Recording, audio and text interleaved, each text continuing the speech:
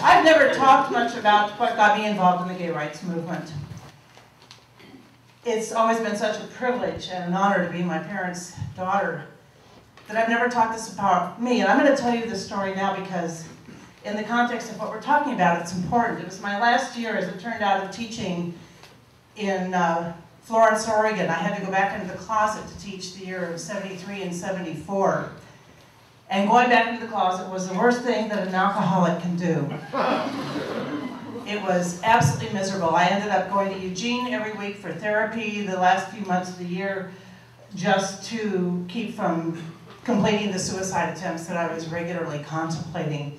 And while I was there every week, I would often have dinner with my sister, who was a journalism student at the University of Oregon, and she had a friend who wrote for a small mid-Willamette Valley newspaper and wanted to do a story on the fact that there really were gay people out there living among us and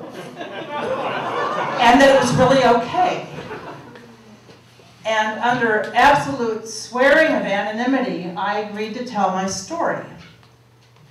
And when I read my story a couple of months later, that was me I was reading about with this name I didn't know. And the lie jumped up and screamed at me.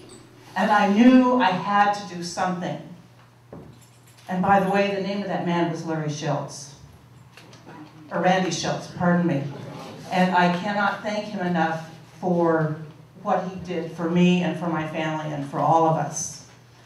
Because one weekend, shortly after that, I was in Portland. I was at Zorba the Greeks, where Kristen Knapp took me to my first gay bar. There you are. And there were people there from Portland Town Council handing out sign-up lists to get on their mailing list. And I got on the mailing list, and that monthly newsletter saved my life. George was down in Salem that year, and I got to write to legislators, and all of a sudden I had something to do that made me feel alive, and all of a sudden suicide was not an option because there was something to live for, and there was no way I was going to teach there another year. And I went back to Portland and lived with Mom and Dad, got working for Dad as a legal secretary, got on the board of Portland Town Council, and Larry had the first gay pride in the North Park blocks behind Portland State. It was an Oktoberfest theme. And I played my accordion and played my little gay rights songs.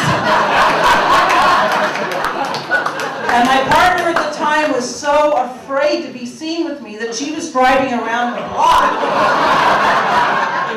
waiting for me to finish these ridiculous songs and get back in the car so she could drive me away from the scene of this in case anybody from the newspapers came.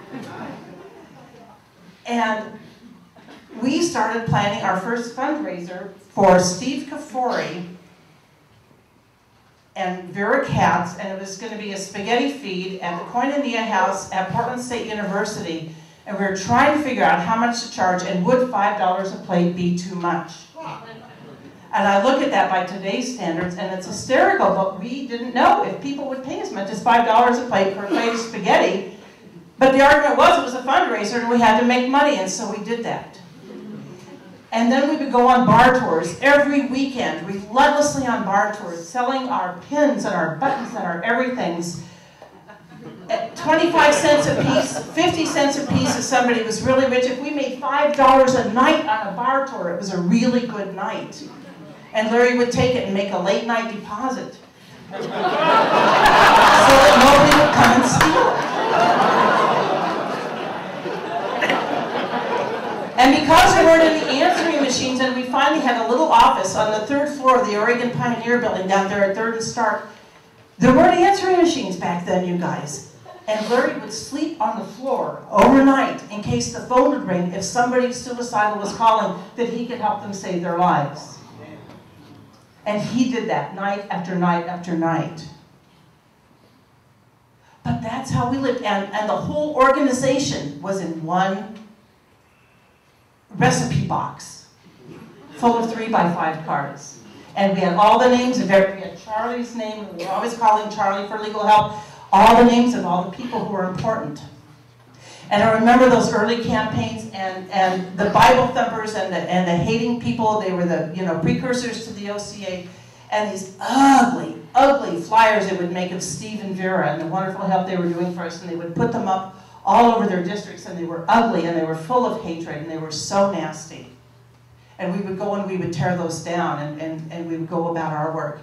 And during all this time, Larry was talking, Charlie talking about the task force, and Mother was going around the state, and Daddy was taking clients and saying, listen, you've got to plan your estates, because otherwise your parents are going to come in, and everything's going to fall apart when one of you dies. And all of these things were happening, and it was the most exciting time to be on life ever. And yes, most of us were old leftovers from the anti-war days, and it was a wonderful time to be alive. It was a wonderful time to be doing what we were doing, and I also got a lot of hate mail and hate phone calls from lesbians who identified me as a male-identified woman because I was working with men, and that was not a good thing to do. And I really learned to hate the word lesbian a lot because anyone who identified, I was still gay, and I've always been gay. I'm a gay woman. You said that earlier, and that's what we were. We were all gay, no matter what we did, who we did it with, we were all gay. And it really was so much simpler then. There wasn't all the alphabet soup that there is now.